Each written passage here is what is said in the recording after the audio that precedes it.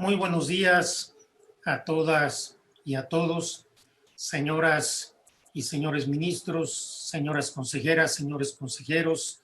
Saludo al comité directivo de la MIG y a todas las juzgadoras y juzgadores del país que se reúnen en esta Asamblea General de la MIG y a todas las personas que siguen esta transmisión. Es un honor para mí poder participar en esta inauguración con unas palabras introductorias. Y primeramente quiero felicitar al señor ministro Jorge Mario Pardo Rebolledo y al señor magistrado Armando Maitret por la espléndida organización de esta Asamblea General. No ha sido fácil en estas condiciones, pero los felicito por haber establecido un programa tan ambicioso y tan oportuno y por haber optado por hacer la asamblea en esta plataforma que, si bien perdemos mucho de lo que implica el contacto presencial, también nos permite llegar a muchas más personas que lo que hubiera sido un evento tradicional. Me parece que el diálogo y la reflexión entre personas juzgadoras es siempre de la mayor utilidad e importancia. El día de ayer dimos inicio en la Suprema Corte a la segunda edición del diálogo entre juezas y jueces constitucionales de América Latina y hoy nos reunimos todas las personas juzgadoras del país. Estos ejercicios de reflexión son de la mayor relevancia porque nos permiten compartir experiencias, reflexionar sobre retos y dialogar precisamente sobre nuestros criterios jurisprudenciales. Estos meses, este año ha sido particularmente difícil para todo el mundo, también para nuestro país y para los poderes judiciales. Ningún país y ningún poder judicial estaba preparado para una pandemia como la que todavía vivimos, que ha sembrado de dolor y sufrimiento a toda la humanidad. Sin embargo, hemos tenido que ser creativos y buscar las mejores alternativas para cumplir con nuestra función. En el Poder Judicial de la Federación hemos estado a la altura de los retos que nos ha exigido esta pandemia. Fuimos el primer poder en suspender sus labores presenciales en marzo y a partir de ahí fuimos tomando una serie de decisiones buscando el equilibrio entre la prioridad que es y seguirá siendo la salud de todas las personas juzgadoras y todos los servidores públicos del Poder Judicial de la Federación y el público usuario frente a la necesidad de impartir justicia y defender los derechos humanos de todas las personas. Fuimos tomando una serie de medidas a lo largo de los meses, ampliando las ofertas para la ciudadanía sin desatender la función de impartir justicia. La Suprema Corte desde abril ha sesionado y sigue sesionando de manera remota ininterrumpidamente. Incluso no se tomó el receso de verano. El Poder Judicial Federal, en los juzgados y tribunales colegiados, a lo largo de los meses, fuimos poco a poco generando mayores posibilidades para abrir la justicia hasta que en junio dimos el paso decisivo a la justicia digital. Desde entonces, a través de un teléfono celular, cualquier ciudadano puede no solo consultar un expediente, sino promover una demanda o un recurso de cualquier tipo y comparecer a las audiencias e incluso obtener su firma electrónica autorizada del Poder Judicial de la Federación. Esto coloca al Poder Judicial Federal mexicano a la vanguardia, no solo en México, no solo en la región latinoamericana, sino en el mundo.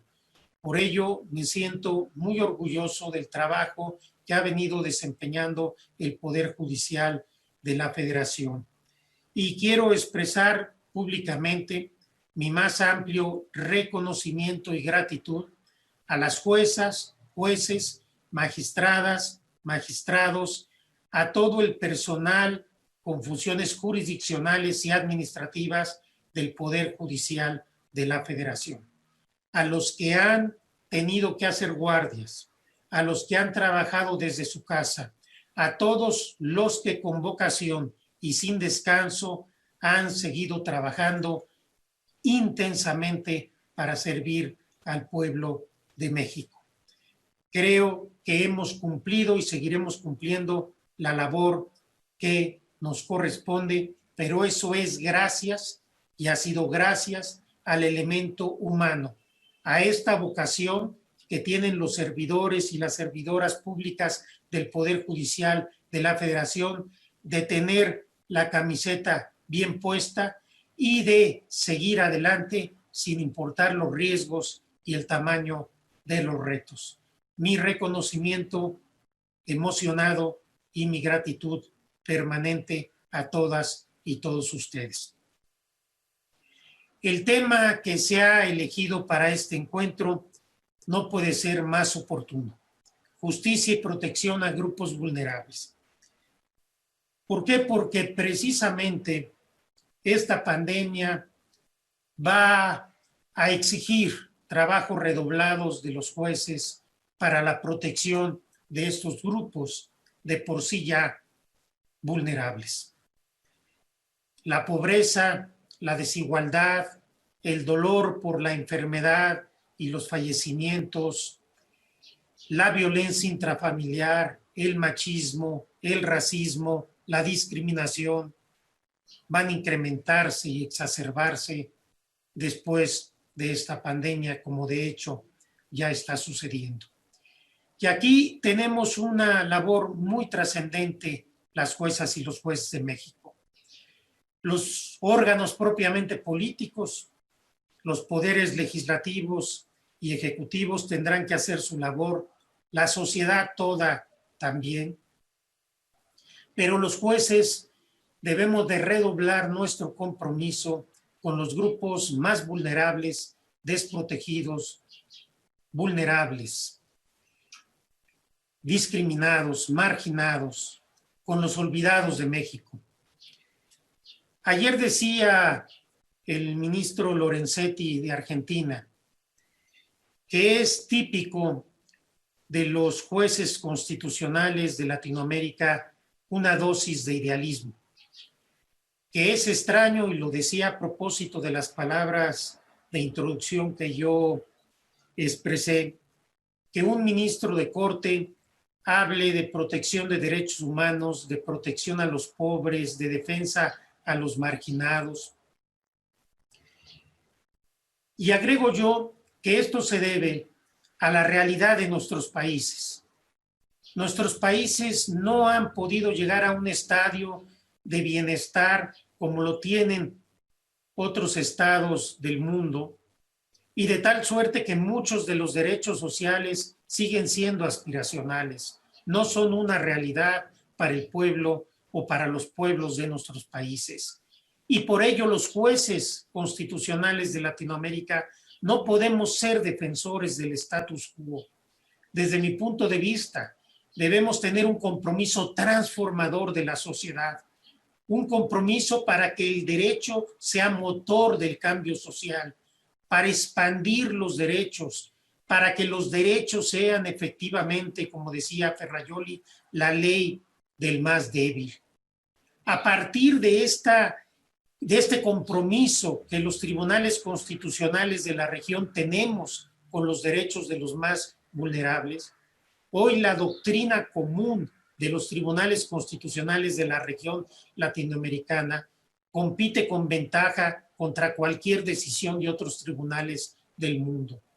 Ya no nos dedicamos a repetir lo que se ha dicho en otros países de Europa o en Estados Unidos, sino generamos nuestra propia doctrina, nuestras propias categorías de un constitucionalismo transformador comprometido con los derechos de la gente.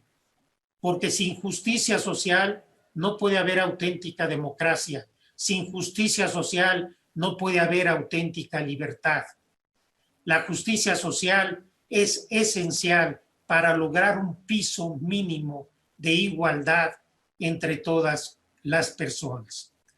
Y recuerdo a las juezas y jueces que hoy nos acompañan, que en este momento en México todas las personas juzgadoras somos jueces interamericanos.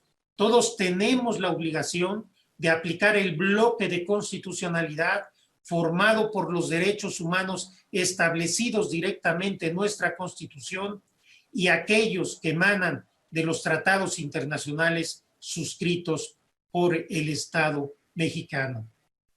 De tal suerte que hoy tenemos una labor común y hoy tenemos que buscar un lenguaje común, una comunicación común, que es precisamente la del compromiso, no solo en la defensa, sino el desarrollo de los derechos humanos. Espero que las ponencias, las reflexiones, el intercambio de ideas que se va a tener en este importante encuentro nacional aporten soluciones, salidas para generar mejores estadios de convivencia y de vida digna para todas las personas. No podremos ser un país libre mientras haya gente que no tenga lo indispensable para vivir. No podemos ser un país libre mientras las mujeres sigan siendo discriminadas y no haya igualdad de género y paridad de género. No podremos ser un país libre mientras siga habiendo feminicidios y violencia de género. No podremos ser un país libre mientras se siga discriminando a los pueblos y comunidades indígenas. No podremos ser un país libre mientras en México siga habiendo racismo por el color de la piel. No podremos ser un país libre mientras en México siga habiendo clasismo y haya una élite que se crea poseedora y propietaria del país y de la verdad absoluta. Requerimos ser parte de una transformación de la sociedad mexicana que nos permita avanzar hacia un país más justo, más igualitario, en el que todos los mexicanos y todas las mexicanas podamos vivir en armonía y en paz y podamos encontrar puntos de encuentro en nuestras diferencias a través de un diálogo constructivo. Eso es lo que yo esperaría de este encuentro. Un diálogo creativo y constructivo de todas las juezas y jueces del país en beneficio de la gente y en beneficio de todas las personas que habitan este pueblo, este país mexicano tan grande en cultura, tan rico en historia, tan solidario cuando es necesario, pero en este momento pasando una etapa muy, muy complicada, sobre todo por el tema de la pandemia y la polarización. Busquemos este lenguaje común y busquemos la concordia a través del diálogo. Y el diálogo exige, antes que nada, abrir la mente para escuchar al que piensa distinto. Dialogar no es aferrarnos a nuestra verdad y a nuestra forma de ver el mundo. Dialogar es abrir la mente con generosidad para escuchar al otro, para poder ponderar lo que nos dice y a partir de ahí reflexionar y reaccionar con respeto, con cultura y con civilidad. Que así sea. Mis felicitaciones a todas y a todos ustedes y les mando desde aquí un fuerte abrazo con mis mejores deseos. Muchas gracias.